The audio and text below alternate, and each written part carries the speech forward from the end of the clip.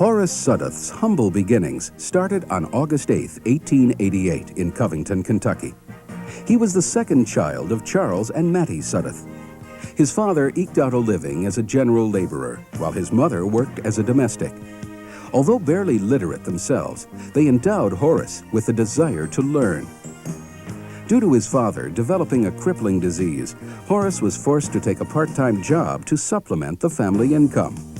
However, this added hardship didn't keep him from getting an education. He graduated from William Grant High School, the local segregated school, in 1906. It was here that Sudduth obtained the skills and confidence he needed to succeed in business. After graduation, Horace found employment with the Pullman Company as a railroad porter. Sudduth traveled widely, reaching as far west as Oklahoma, an area in which he thought seriously about living. Soon, he developed an interest in real estate, so much land at such reasonable prices. In 1908, he left the Pullman Company and ventured out on his own into the real estate market. After a year, he returned to Covington, intent on marrying his high school sweetheart, Melvina, and returning to the West. Melvina had other ideas. She wanted to marry Horace, but she didn't want to move so far away from home. Forced to decide, Horace chose Melvina and returned to Cincinnati. In 1910, Sudduth opened the Creative Realty Company, located on West 5th Street. But he didn't restrict himself to just real estate. He offered a full-service enterprise, from residential property to investment counseling. At age 22, Sudduth is believed to have been the first African-American full-service realtor in the city. By emphasizing service, not profits, he quickly won the confidence of many of the African-American property owners. He took pride in matching a buyer with the right property. Sudduth's success in real estate continued for 40 years, causing Time magazine to report in 1950 that Sudduth had built a $500,000 fortune. Sudduth might have earned millions if he had been concerned only with material property, but he had another interest: the welfare of his fellow African Americans.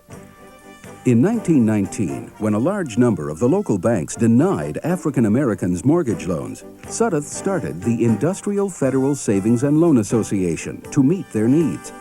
Sudduth believed strongly that by accumulating personal and material property and engaging in manufacturing and marketing and achieving financial success, African Americans could achieve the rights guaranteed by the Constitution. He believed that the primary market for African American-owned businesses was other African Americans and encouraged the African American community to patronize these establishments.